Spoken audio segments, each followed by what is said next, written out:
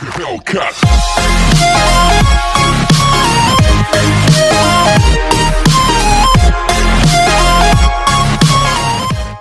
Hello friends, Aryan study master पे आपका स्वागत है। तो आज हम पढ़ने जा रहे हैं EMI यानी इलेक्ट्रोमैग्नेटिक इंडक्शन। अब क्या होता है इलेक्ट्रोमैग्नेटिक इंडक्शन? तो ये जो एक्सपेरिमेंट किया गया था, ये माइकल फैराडे के द्वारा किया गया था, वो भी 1831 में। तो इस एक्सपेरिमेंट में माइकल फैराडे ने एक कॉइल लिया और उसको मैग्नेट को मूव कराया, उस कॉइल के नज़दीक लाया और फिर दूर गया। उसके बाद वो देखा कि उसमें डिफ्लेक्शन हुआ है गैल्वेनोमीटर में, और ये बहुत इम्पोर्टेंट है, इसलिए हम एक्टिविटी कर रहे हैं और एग्ज़ाम में पूछ सकता है ये सब। तो आप लोग इस वीडियो में बने रहिए, आगे हम लोग करने जा रहे हैं इस एक्टिविटी को। तो जैसे सिलेंड्रिकल कोई ऑब्जेक्ट लिया था जो कि नॉन मेटल, और वायर जिससे कॉइल बना सकें, इंसुलेटेड वायर, और गैल्वेनोमीटर और मैग्नेट। तो क्या हुआ कि ये जैसे कॉइल जनरेट हुआ, मतलब कॉइल बनाया गया, माइकल फैराडे ने कॉइल बनाया और फिर उसको दोनों एंड में गैल्वेनोमीटर कनेक्ट कर दिया, और उसके बाद जो है एक बार मैग्नेट लिया जिसका नॉर्थ पोल इस साइड और साउथ पोल इस साइड।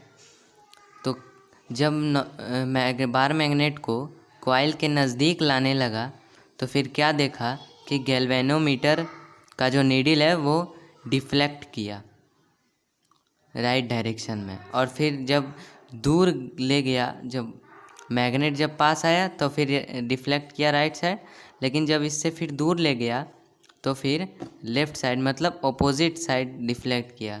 इट मीन्स पहले करंट जो डायरेक्शन में मूव कर रहा था उसके ऑपोजिट डायरेक्शन में अब करंट मूव करने लगा।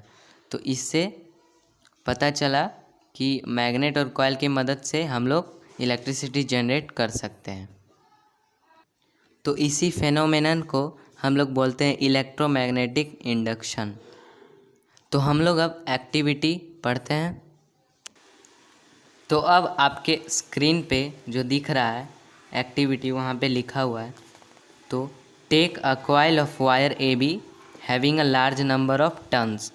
जैसे कि मैंने पहले बताया कॉइल लेना है, लेकिन कॉइल कैसा लेना है, उसमें जो टर्न्स होगा वो बहुत ज़्यादा होगा। वो कैसे होगा, जब बनाएंगे तब उसे पूरा कम डिस्टेंस पे उसको बनाना होगा। और सेकेंड पॉइंट है connect the ends of the coil to a galvanometer as shown in figure 13.16। तो इस गैल्वेनोमीटर को कनेक्ट करना। अब गैल्वेनोमीटर होता क्या है? तो गैल्वेनोमीटर प्रेजेंस ऑफ करंट बताता है। तो आप बोलिएगा कि एमीटर भी तो प्रेजेंस ऑफ करंट ही बताता है, लेकिन वो अमाउंट बताता है और लार्ज।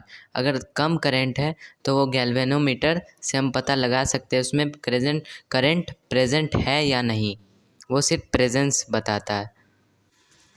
तो थर्ड पॉइंट है हमारा take a strong bar magnet and move its north pole towards the end B of the coil.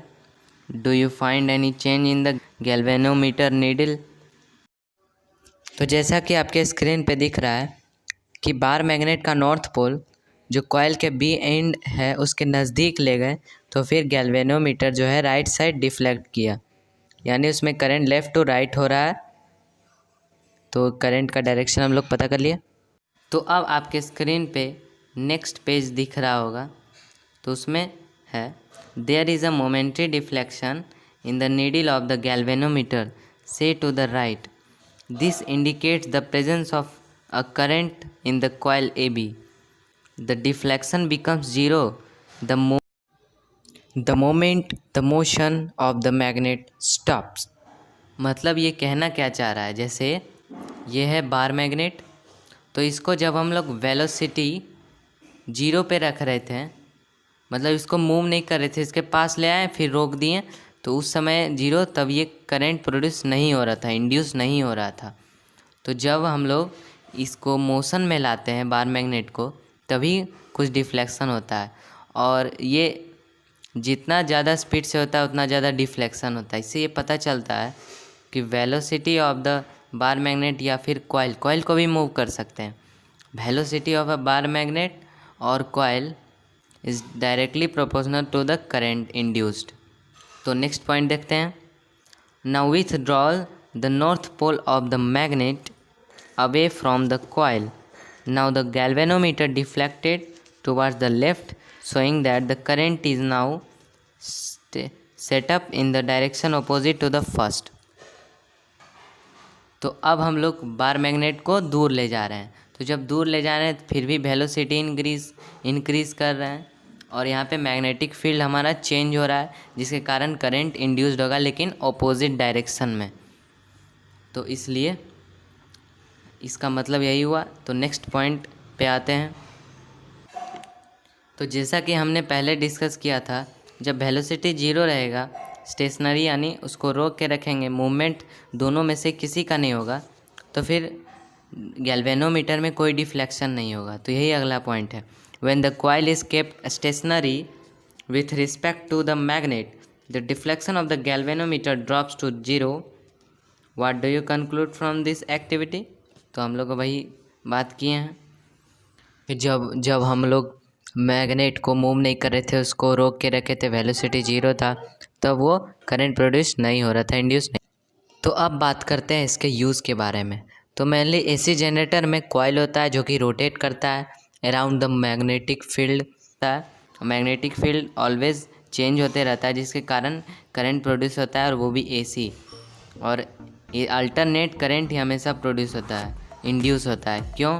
क्योंकि इसमें हमेशा डायरेक्शन चेंज होते रहता है। मतलब जब हम पास ले गए तो फिर इस डायरेक्शन में, जब दूर ले गए तो फिर ऑपोजिट डायरेक्शन में।